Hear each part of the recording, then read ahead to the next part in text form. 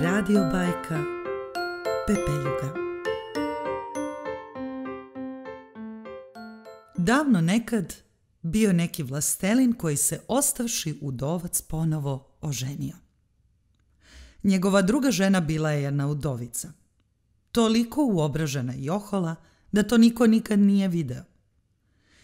Imala je ta udovica 2 kćeri, po mnogo čemu slične sebi, a najviše po naravi. I vlastelin udovac imao je kćer iz prvog braka, ali drugačiju. Bila je dobra i blaga, baš kao i njena pokojna majka, koja beše divno stvorenje. Nije svadba čestito ni završena, a maćeha je već ispoljila svoju zloću prema pastorki. Odmah da si uzela onu krpu i obisala pol. Naterala je da radi najteže poslove po kući. Zašto ovo nije skloljeno? Ajde, namesti mi haljinu. Izribaj prozore. Skloni kamenac sa kad. Kupatilo da se siga. Nesrećna devojka je sve to strpljivo podnosila. Kad bi završila svoj težak svakodnevni rad, sela bi pored kamina, sasvim blizu ugašene vatre, koju je već prekrio pepeo. Pa su joj se zbog toga u kući podrugivali i prozvali je Pepeljuga.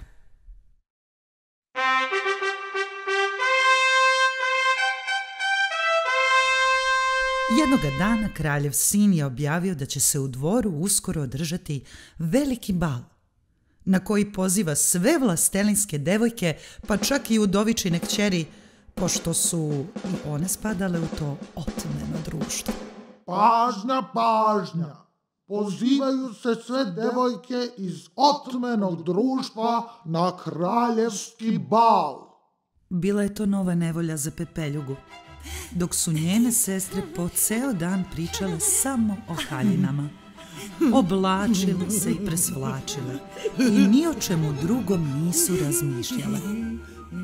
Ja ću obući onu od crvene kadife i staviti englesku ogrlicu. Torokala je mlađa.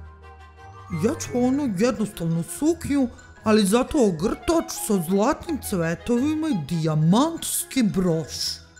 Brbljala je starija. Pepeljugo, da li bi i ti volela da ideš na bal? Vi se meni podsmevate, gospođice sestro.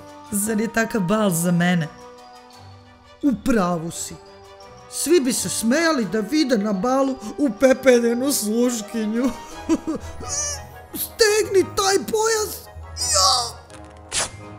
Nekoliko dana gotovo ništa nisu okusile te kačiperke, a pritežući strukove da izgledaju što vitkije, pokidale su više od jednog tuceta traka za pritezanje steznika. Najzad je svanuo i taj dan.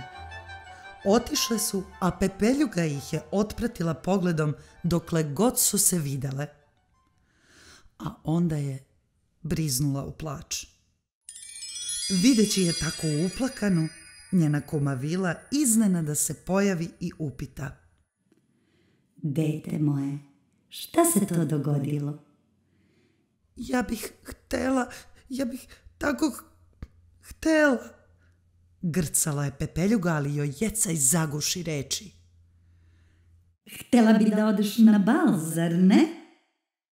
Budi dobra kao i do sad, pa ću ti pomoći.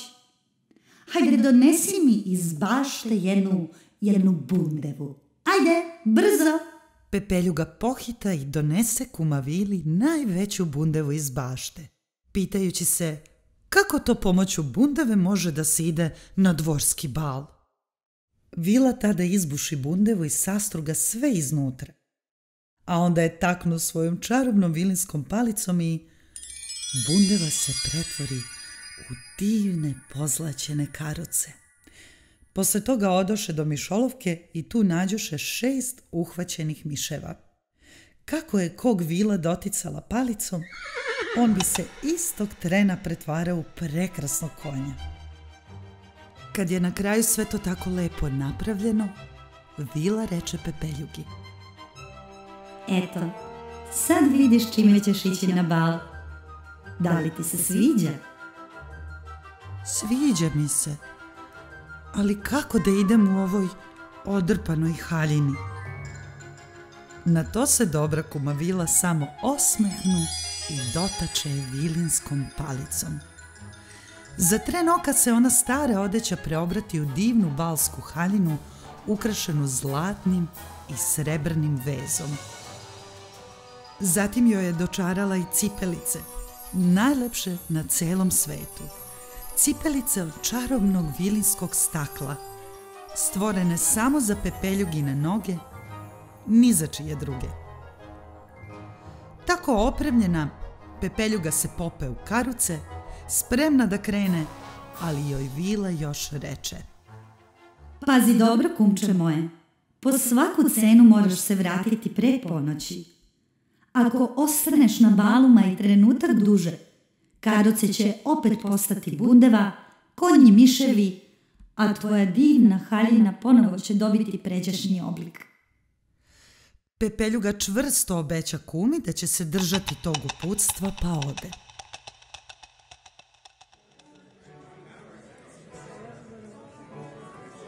A u dvorcu kraljevog sina obavestiše da je na bal stigla jedna plemenita princeza koju niko ne poznaje.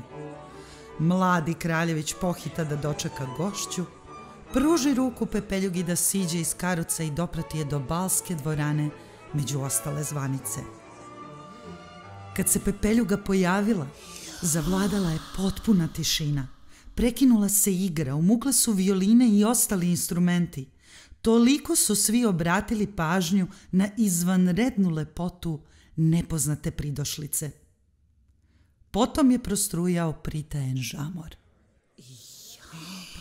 Kako je lepa ova princeza. Vidi samo cipelice, pa ko bi rekao izgleda da si videla. Ja ne znam. Kraljević postavi Pepeljugu na najpočasnije mesto, a malo potom je zamoli za igru. Igrala je sa toliko sklada i ljubkosti da su joj se svi još više divili. Kada su poslužili zakusku, svi se prihvatiše, ali Kraljević nije okusio ništa, toliko se zauzeo oko Pepeljuge. Dok su tako razgovarali, zabavljali se i igrali, Pepeljuga začu kako otkucava 11:45. S mesta ustade, pokloni se celom društvu i ode što je brže mogla. Stigavši kući, potražila je najpre kuma Vilu i zamolila je da još i sutra ode na bal.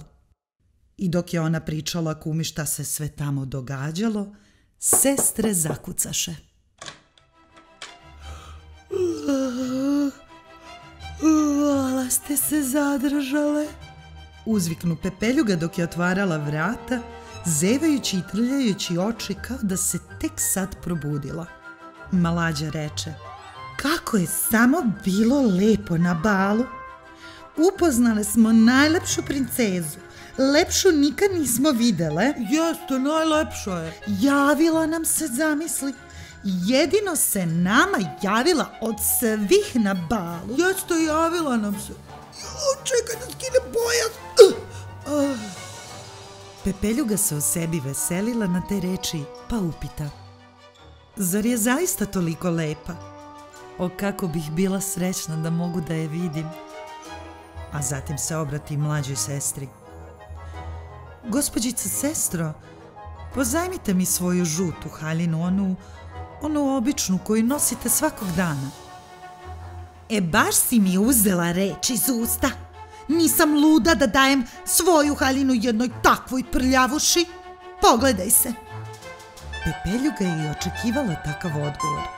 Našla bi se u grdnoj nevolji da je kojim čudom njena sestra pristala da joj da haljinu. Sutradan obe opet odoše na bal, pa i Pepeljuga, još doteranije nego prve večeri.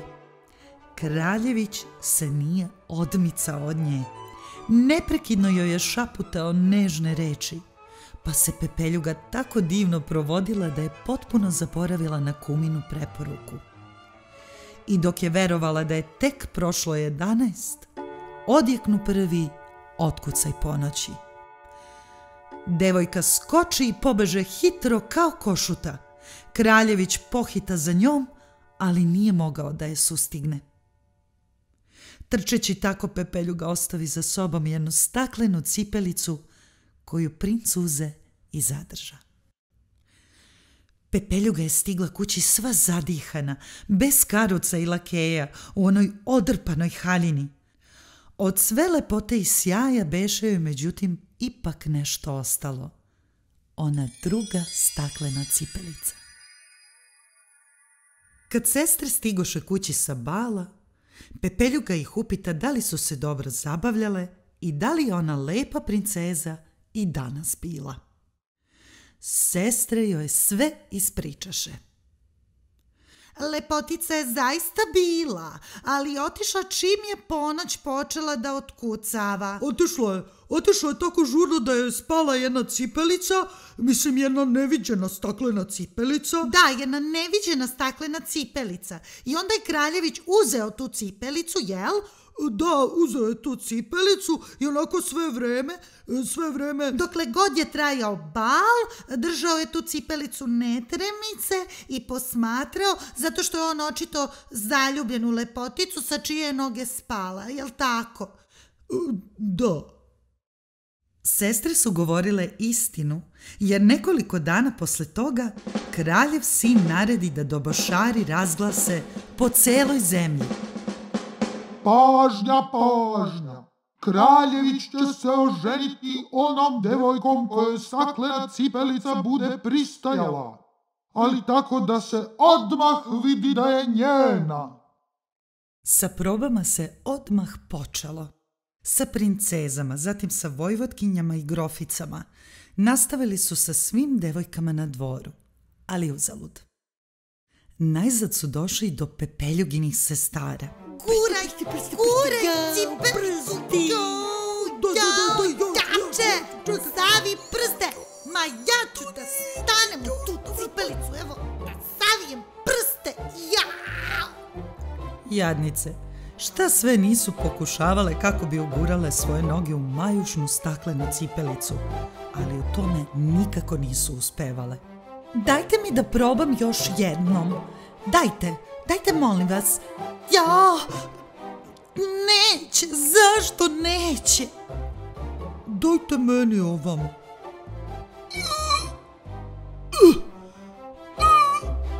Ja, da je samo malo veća. Ja. Pepeljuga je sve to posmatrala, pa pošto je lako prepoznala svoju cipelicu, dodala je smeškajući se. Hajde da ja probam da li mi je dobra. Sestre se zakikotaše i onako besne što nisu mogle da obuju staklenu cipelicu, počeše da joj se rugaju i da je teraju. A što ti imaš da probaš tu cipelicu? Molim vas da ne dopustite da ova prljavuša proba tako divnu cipelicu. Ali vitez koji je bio dužan da isprobava cipelicu, pošto je pažljivije pogledao Pepeljugu i ustanovio da je veoma lepa, reče da i ona ima pravo. Naređeno je da sve devojke, bez izuzetka, probaju. Pepeljuga je sela i gle, navukla ju je bez muke, stajala je kao salivena. Sestre se zaprepastiše. Ali kad Pepeljuga izvadi ispod kecelje i onu drugu cipelicu, naprosto se zapanjiše. U tom trenutku pojavi se kuma Vila i dotače čarobnom palicom Pepeljuginu haljinu, koja se na to pretvori u lepšu od svih koje je njeno kumče do tada nosilo. Tada sestre prepoznaše nepoznatu lepoticu sa bala, pa kleknuše pred nju, moleći za oproštaj zbog svega što su joj do sada činile. Pepeljuga ih pridiže i blago reče da im oprašta, sve ružno zaboravlja, samo nek od sad pa u buduće budu dobre i da se sestrinski vole. Zatim je lepotica Pepeljuga krenula svome izabraniku u dvor, a tamo su je dočekali kao kraljicu. Nekoliko dana posle toga proslavili su i svadbu. Pepeljuga više nije bila Pepeljuga, ali se nije izmenila. Ostala je dobra kakva je i bila. A staklene cipelice? Staklene cipelice nije više nosila. Odneli su ih u gradski muzej, gde i danas stoje. Ako se u međuvremenu nisu razbile. Kraj. Tekst čitala Snela Milošević. Montaža i zvuk Kornel Papišta. Produkcija Nada Teatar.